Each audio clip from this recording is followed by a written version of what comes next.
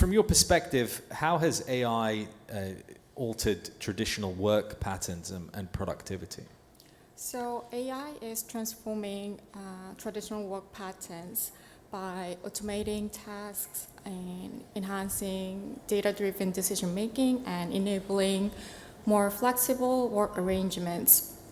And organizations benefit from higher efficiencies, cost reduction, and innovation, but these gains are usually not evenly distributed.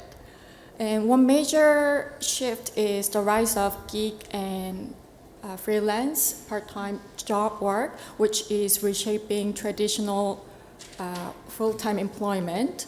And these are also expanding across different industries. And AI-driven work platforms, they offer short-term opportunities and flexibility to workers, and this enhances efficiency for businesses, but often at the expense of stability and protection for workers. And so while large companies, they use AI to streamline operations and reduce costs, many low-wage gig workers, they rely on algorithmic-based platforms which is control the job access and pay, which is limiting the workers' control over the job conditions. And so AI actually enhances efficiency at the organization level, but broad economic impact, it remains uneven, what we know as productivity paradox. And recent APO research findings, they show that advanced economies, they experience faster productivity growth, while developing economies, they struggle with digital device and workforce readiness. Thank you so much, Kay. Jayce, I come to you because in particular the creative industries are ones that can take advantage of AI, but also certain traditional freelance roles, graphic designers, etc., also might immediately be at risk from people using AI tools rather than going to human-centric resources. Yeah, of course. So I think building on what Ms. Park Kay has actually mentioned, I think for the creative industries specifically, and I'm talking about Gen AI because AI is actually a very broad term. So for the creative industry, what is immediately right now that a lot of people are starting to get involved in is really the generative part of AI, right? The conversational, and how do I then integrate generative AI into the creative workforce or the workflow to actually help me to create more impactful projects and work in that sense. So I think there's currently actually different school of thoughts, even within Singapore or Southeast Asia creative talent. There's one group that actually feel threatened because they are worried that Gen AI will take away their job. Right? As example, right? For example, in the normal life of a content creators, a podcasters, traditionally what we need to do is we need to listen to the audio that has been recorded, and then a human need to be physically to cut out the ahs, and the pause and all this, right? It usually is a 3-day job, easily, right? For 30 minutes recording. But with Gen AI, what's happening right now is not even a 10-minute job. You just pass through an AI tool, and the AI actually automatically help you to cut out the silence part of it, or the and the ahs, right? So imagine the time that has actually been saved through the AI tool to help the podcasters to actually reduce their post-production time of their podcast from, say, 5 days to just 10 minutes.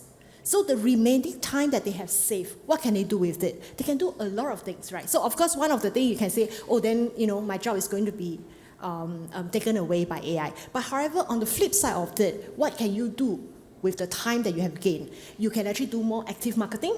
You can do more episodes. In the past, maybe you can only produce 1 episode within 5 days. But with AI, you can produce 100 episodes within 5 days, right? So imagine the amount of volume that now you can actually quickly generate with the support of Gen AI is enormous. And with that, you can then focus on what really matters to content creators, which is conversation and engagement with your audience. right? How do I then create better content? Because now I have more time to spend on conceptualization, on thinking about it. So at the end of the day, I think my main thing to a lot of our freelance creative is that AI is not going to take away your job. But the person who can actually embrace AI and use AI to create more creative work or to improve and enhance their creativity is going to take away your job.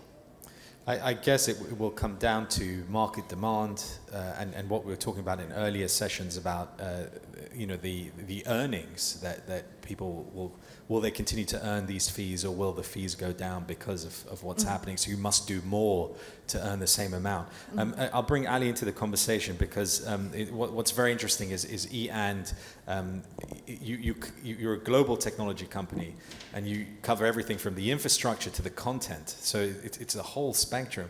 So from your perspective, what are the kind of strategies that you think will enable businesses to be the most successful at not only adopting AI solutions, but also ensuring that their own people are ready for this age? So, first of all, apologies because I'm under the weather a bit. So I don't want to miss the session. At and generally any private sector within UAE, I just would like to comment on something that you started. I think we consider ourselves super lucky in United Arab Emirates because we have a great visionary leaders who have led the transformation of AI and made sure that all our private sectors takes the lead as well and support them. This is the new future. At in particular, we believe that AI is a greater opportunity to enhance by creating agility, collaboration, and support our customer in a more faster way than ever before. How is this impacting our employees? It's an contrary. Many times they've been asked, Ali, is this going to limit jobs? Is this going to cut down jobs? On the contrary, what we've been seeing with especially with the transformation, we're giving more opportunities to our employees. We're hiring more people and we're more skilled people. Now, what do we do with the existing, our colleagues that in the company? As an employer, as a private sector, we need to invest a lot in creating an awareness what AI is today is all about, how AI is going to enhance our workplace or our work environment or our serving our customers. How do we upskill and cross-skill our staff and provide them with the right tools? Our mindset today should foster, you know what, AI is an opportunity to enhance our lifestyle, not to cut costs, not to cut the jobs, and so on and so forth.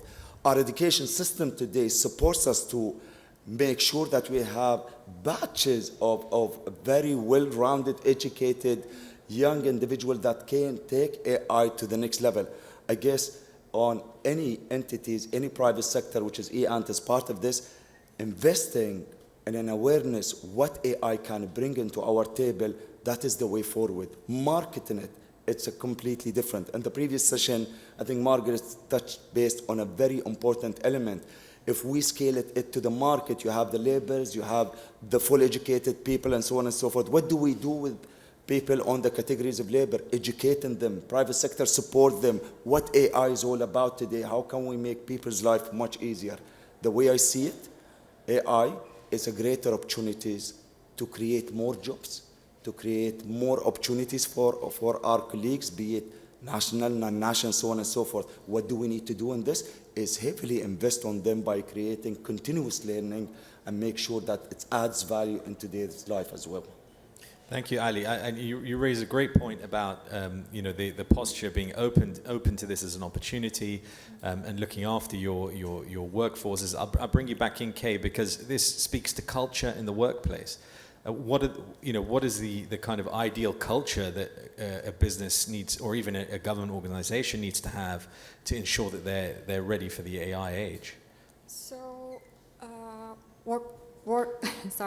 workplace culture plays a huge role in how AI is integrated. And when organizations create a culture of trust, openness, and continuous learning, that employees see AI as a tool that enhances their work rather than a threat to their jobs.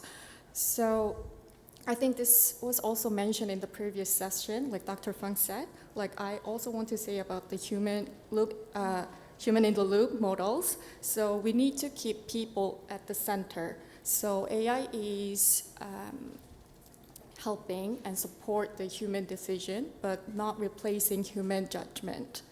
So workplace culture is important too.